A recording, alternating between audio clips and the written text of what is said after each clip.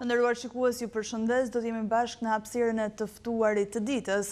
Edhe pse situata nga kushtet meteorologjike është drejt përmirësimit, disa zona të vendit ndodhen në pushtetin e ujit, por një tjetër çështje shumë e rëndësishme, lidhur me sipërfaqet e mëdha me ujë që kanë pushtuar disa zona të vendit, është edhe siguria në hidrocentrale.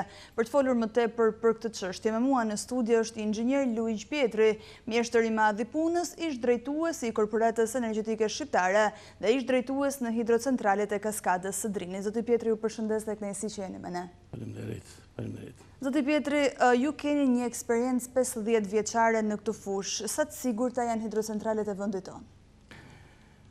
Së pari, faleminderit që më dhatë mundësinë që t'jem dhe t'jap edhe unë një kontribut ose disa mendime rreth kësaj teme. Është kënaqësia jonë. Mushloj gjitha ato familje të cilat kalunen këtë situatë tepër të vështirë nga përmbytjet me një vështirësi të jashtëzakonshme, por në saj të masave që janë marrë dhe përkrahjes të mbështetjes dhe të gatishmërisë të institucioneve dhe organeve kompetente, po zbutet dhe është zbut në maksimum. Situata të tilla ne kemi kalu shumë. Prurjet, rreshjet janë prezente në Shqipëri, po jo çdo vit, po sipas një ciklit, ato përsëriten, janë 2-3 vjet, janë 4 vjet, kemi vitet thata, kemi edhe vitet lagta. Si vjet patin e mirë, por dhe të vështirë që të jetë një vit i lagt. Kjo është e mirë sepse kemi të bëjmë me rritje prodhimit, por krijoj edhe vështirësi dhe përmbytje dhe situata shumë të vështira në zonat pushore dhe në zonat të cilat prekeshin nga lagjet e lumejve. Lidhur me menaxhimin e Kaskadës Drinit, lidhur me Drinin, i cili është një në lumejt më të rrëmbyshëm dhe më të mëdhej të Shqipërisë, i cili lag pjesën e Shkodrës dhe të nën Shkodrës, është bërë një punë jashtëzakonisht e madhe. Puna e madhe është bërë që në ndërtimin e këtyre veprave mallore, ndërtimin e këtyre hidrocentraleve gjigande, që mi shpatullat e tyre, këto 3 diga, këto 3 hidrocentrale, majnë rreth 4 miliard metër kub ujë. 4 miliard metër kub ujë. Ndërtimi i këtyre veprave ka qenë një punë e madhe, e cila ka të bëjnë edhe me prodhimin e energjisë, edhe me administrimin e prurjeve të Kaskadës së Drinit. Rasti konkret për djenin e gjithë të lishikuesve të gjithse, Kaskada e Drinit menaxhohet në mënyrë tepër korrekte nga një rregullore e cila është kushtetuta e kësaj në veprave. Kjo rregullore është shkruar dhe është e detajuar deri në detaje për gjitha situatat, për të qenë në rrallë të parë dhe mbi të gjitha të sigurta këto vepra. Siguria e këtyre veprave është absolute dhe ky absolutet realizohet në bazë të zbatimit të kësaj rregullore. Veprat 3 hidrocentralet, të cilat drejtohen nga Korporata Elektroenergjetike Shqiptare, nga Keshi, menaxhohen në mënyrë të korrekte dhe në mënyrë tepër me përgjegjësi, duke filluar nga stafet drejtuese në korporat deri tek gjithë stafet drejtuese dhe punonësit e këtyre veprave. Sipas një programit dhe sipas rregullores të menaxhimit të plotave, gjatë periudhës së fundit të verës, këto vepra, këto diga, këto liçenj ulen në minimumin e tyre, në minimumin e tyre për të pritur rezerva prurjesh në rastet e prurjeve të vinë. Po të shikojmë për këtë vit, në tetorin e vitit që kaloi të 2025-s, Firza ul në nivelin e kotës 260 metra. Në tetor erdhen, nga fundi tetorit, nënor erdhen prurje dhe shkojnë kotën 280. Në janarin, në janar me një janar, ne kemi qenë të kota 287, 285, 287 dhe ardhja e prurjeve që filloi të vinë prurjet në ditët e para të janarit, me 6 janar, prurjet në Firs kapin një vlerë jashtëzakonisht të madhe, 2500 m3 në sekond. Në Firs 2500 m3 në sekond, në Koman 1300-1400 m3 në sekond dhe në Vaudes 400-500 m3 në sekond. Pra, në gjithë kaskadën e Drinit, arritën të vinë 4200 m3 në sekond prurje. Në sajet kësaj metodologjie, në sajet kësaj përkujdesje, duke qenë Firza me rezervë të pambushur, Firza u mbyll dhe nuk punoi asnjë orë në shkarkimin e prurjeve nga Drini. Pra, kjo situatë, unë po e merr si shembull të situatë, po kështu ka ndodhur në mënyrë të vazhdueshme dhe kur s'ka ndodhur kështu është bërë gabim. Kur s'ka ndodhur kështu, ka ndodhur, domethënë, është bërë shkaktar në keqësimin e situatës në zonën e Shkodrës nga përmbytjet. Dhe duke qenë në këto kushte, Firza e mbyllur, pra nga 4200 m3 në sekond që vinin në kaskadën e Drinit, po arrit që 2500 m3 të akumulohen dhe të ndalohen. Pra, kjo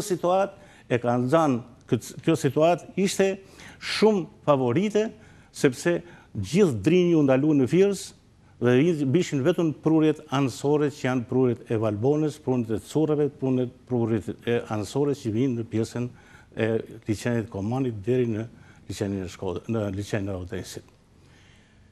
Pra, një situatë e tillë, duke zvoglu fluksin e rreshjeve dhe e prurjeve të lumeve, duke filluar nga Gjadri, nga Kiri, nga liçeni i Shkodrës, nga Buna, arritin që Shkodra të mos e ketë mbi kokë atë ngarkesën e madhe të prurjeve nga Drini. Pra, në këto kushte, kjo është edhe një ndër detyrat kryesore të kësaj kaskade, përveç asaj të prollimit, dhe është edhe kjo e zbutjes së prurjeve, menaxhimit të prurjeve, akumulimit të plotave kur vinë në situata të tilla. Pra në situatën që në ndodhemi, situata atje po menaxhohet sipas rregullores që ju na përmendët. Absolutisht po. Si ka influencuar menaxhimi i kësaj situate në zbutjen e përmbytjeve në zonën e Shkodrës? Unë sapo e thash, dhe unë mund t'ju ilustroj me këtë grafik, po shikoni, kjo ngjyra blu tregon prurjet që kanë ardhur në kaskadën e Drinit, kurse ngjyra portokalli tregon shkarkimet. Pra, po të shikohet afërsisht më shumë se 50% e prurjeve që kanë ardhur janë akumuluar në rezervuarin e hidrocentralit të Firzës. Kjo është për këtë vit? Për këtë situatë po flasim. Situata tjera ka pas raste që menaxhimi është bërë i mirë, ka pas raste që ka pas edhe vrejtje dhe tmeta në menaxhimin e situatave të tilla, por një problem shumë i rëndësishëm që është, sepse këto vepra, thash dhe njëherë, majnë një ngarkesë jashtëzakonisht madhe, rreth 4 miliard metër kub ujë. Gatishmëria këtyre veprave, siguria këtyre veprave, është prioriteti numër 1 i të gjithë punonjësve, gjithë stafit drejtues, gjithë ekspertëve të kësaj fushë që merren me këtë sektor. Zotë Pjetri, cilët janë faktorët kryesorë që rrisin rrezikun e përmbytjeve, sësia e rreshjeve, niveli i baseneve apo në mënyra e menaxhimit të digave? Tani, unë sa po fola, nuk po flas për pjesën e zonës poshtë që ka të bëjnë shumë kanalizimet, pastrimi i kanaleve kulluese, sistemimet, masat që duhet merren që të mos kemi bllokime të sasive të ujit, por kaskada e Drinit, po flas për kaskadën e Drinit, kështu siç shpjegova edhe më përpara, është qelësi kryesor që zbut prurjet, zbut përmbytjen në zonën e Shkodrës dhe në Shkodrës. Ose, po nuk u menaxhu mirë, i keqëson dhe krijon situata jo të këndshme, jo të mira. Në qartë. Zoti Pjetri, kur flasim për shkarkimet të detyruara, pasi ne shpeshherë dëgjojmë shkarkime të detyruara, çfarë do të thotë konkretisht kjo nga pikpamja teknike dhe pse ndodhen? Tani unë po përpiqem ta shpjegoj në mënyrë digat kanë një nivel të caktuar ku mund të arrihet o ku lejohet të arrihet niveli i ujit, sepse po u kalu ai nivel krijon probleme dhe krijon situata të vështira ose edhe deri në shkatërim ose ndëmtime të digave. Digat janë llogaritur që të mbajnë një ngarkesë në nivel të caktuar. Po të marrim Vallën e Dejs. Vallë e Dejs ka kodën 75-76, nuk do të kalojnë kjo kodë. Po kaloj kjo kodë, uji fillon të kalon sipër digës, pastaj na ka pasoja të jashtëzakonshme. Pra, ky është detyrimi i shkarkuar, nëse i detyruar, nëse prurit vinë mik tek kodë, ato duhet hapet porta dhe të shkarkohen. Prandaj të gjitha veprat janë pajisura me portë, këta portat është tepër e rëndësishme që stafi drejtuesi këtyre veprave këto portat i kthejnë në gatishmëri, të kenë gatishmëri në mënyrë permanente, në mënyrë të tillë si këto të funksionojnë. Është kusht shumë i rëndësishëm dhe tepër delikat. Në rast të prurjeve të mëdha, a ekziston rrezik real për sigurinë strukturore të digave nga sësia e madhe dhe presioni i vazhdueshëm? Jo.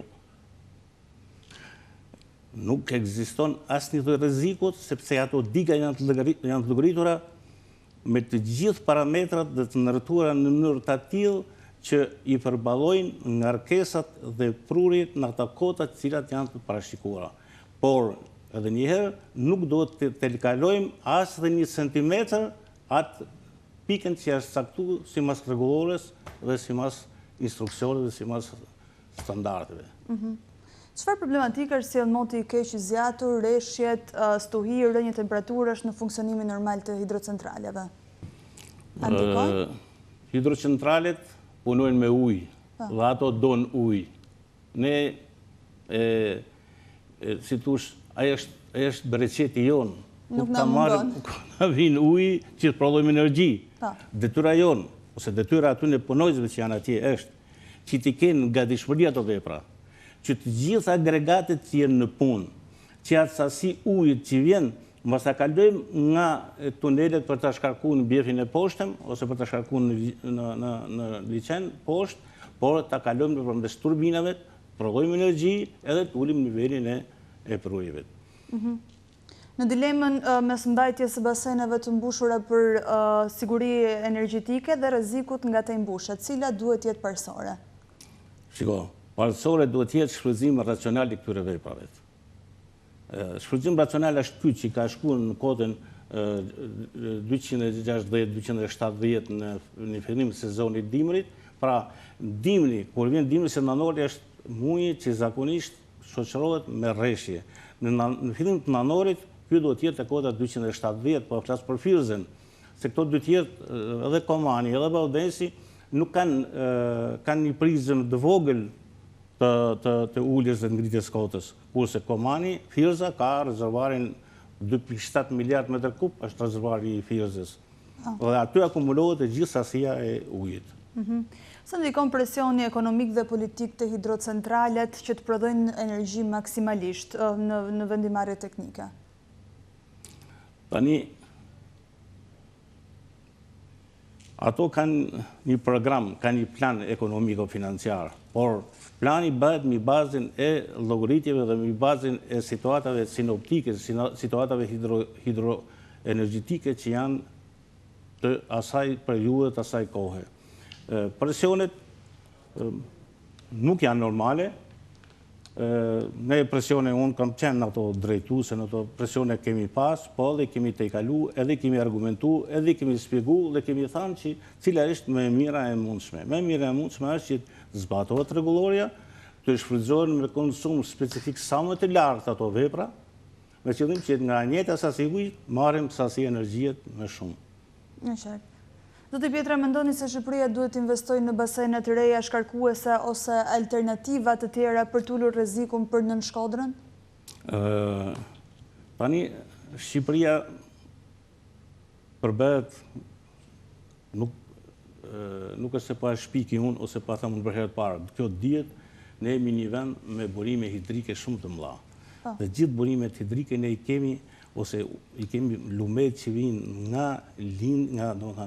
nga linja edhe kalojnë në jug, pra në pranim, pra që shkarkohen në det.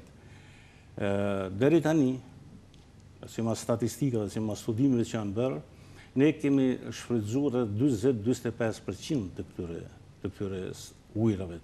Pra, kemi akoma shumë për të punuar në ndërtimin e veprave tjera me ndërtim hidrocentralesh, me ndërtim digash, me qëllim që si që u bë Pirza, u bë, si thush, një mbështetje akumuloj ujin e drinit për në Shkodër, duhet bëhen edhe një hidrocentrale në zona, në lumet e tjerë, dhe ndërtohen mundësisht sa më shumë. Ne kemi rreth 20 miliard kilovator energji, hidroenergji në Shqipëri, si ma studimeve të bëra, dhe kemi të shfrytzuar rreth 8 miliard, 7 miliard, 8 miliard deri tani, ka që është kapaciteti, mund të kenë shkuajt 9 miliard tani, pra jemi nën 50%. Pra që ka vend shumë. Kuptohet, kjo është një energji shumë e mirë, sa është energji e pastër, shfrytëzojmë ujin, një resurs që na vjen nga natyra, dhe krahas fushës re që ka hyrë tashin me intensitet madh ndërtimi i burimeve nga parqet fotovoltaike, me anë të paneleve diellore, e cila është një fushë shumë që po zhvillohet me hapa shumë të shpejt, po ndërtohen shumë parqe fotovoltaike, të cilët përbëjnë një bazë të madhe në rritjen e burimeve gjeneruese për energjinë elektrike në shkallë vendit. Zoti Pjetri, nëse do të kishit dorë të lirë si inxhinier, çfarë do të ndryshonit urgjentisht në menaxhimin e hidrocentraleve mbi Drim?